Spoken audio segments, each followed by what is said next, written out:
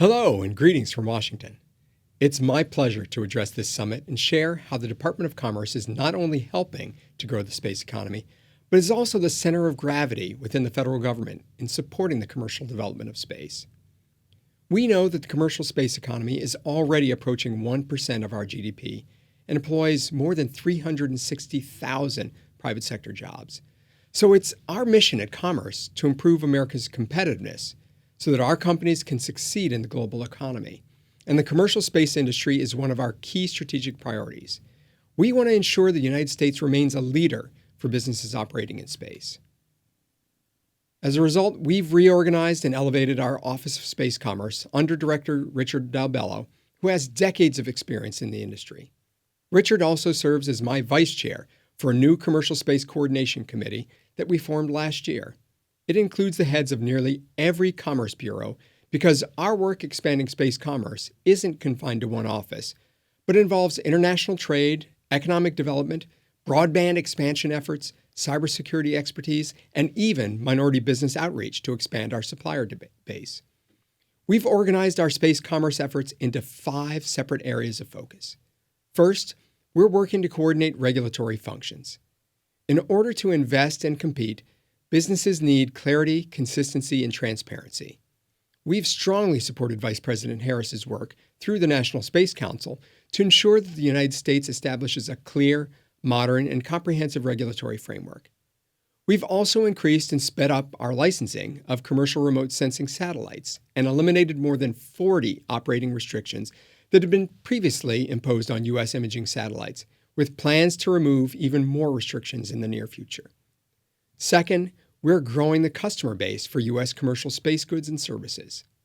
Last year, as part of the inaugural U.S.-France Comprehensive Space Dialogue held in Paris, we led a special session involving government and industry representatives from both nations. I had the opportunity to brief President Macron on the results of that event, which focused on identifying barriers that could be removed through governmental cooperation. Based on that successful engagement, we organized another commercial space session with Japan during the U.S.-Japan Comprehensive Space Dialogue in Tokyo. We just held the U.S.-Africa Commercial Space Stakeholders meeting 2 weeks ago, following up on a space forum that I moderated at last year's U.S.-Africa Leaders Summit.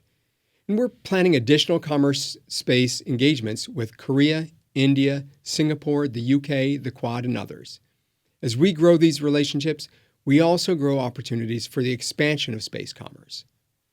Third, we're improving space safety and sustainability. Space Situational Awareness, or SSA, is an essential element of space traffic coordination for spaceflight safety and the sustainability of Earth's increasingly congested orbits. In 2018, the Commerce Department was assigned responsibility for providing basic SSA services to commercial and civil space operators, a major new mission area that we're taking over from the DoD. With thousands of new satellites now being launched each year, we recognize the urgency of fulfilling this mission to prevent the next catastrophic collision in space. And in the past year, we've made huge strides in building what we're calling our Traffic Coordination System for Space, or TRACS. This system will enable commercial growth by providing the data and the alerts needed to keep space operations safe and sustainable. In addition, we're being very careful not to compete with the burgeoning commercial SSA market, but rather to leverage commercially available SSA software data and analytics to support our system.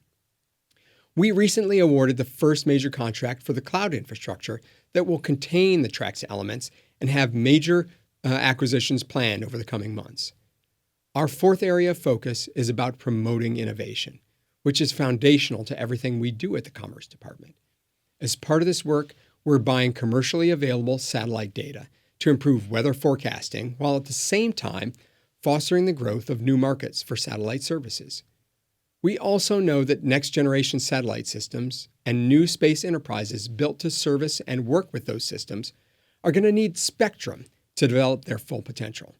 We're doing all that we can with the FCC and the ITU to ensure that spectrum is available both for federal and private sector missions. Finally, we're advancing Earth observation capabilities to empower better decision-making. NOAA has been reimagining what its weather forecasting and climate monitoring satellite architecture could look like.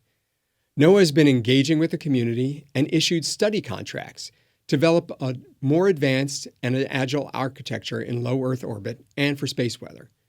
We're building in new on-ramps for technology and opening the door to more data purchases, ride shares, and hosted payloads. So I hope it's clear from my remarks today that the Commerce Department sees America's commercial space industry as vital to our country's continued global competitiveness. We're pursuing new avenues for business, promoting innovation, and providing regulatory clarity, consistency, and transparency that will allow the U.S. to remain the flag of choice in commercial space business. Thank you for your time and best wishes for the rest of the conference.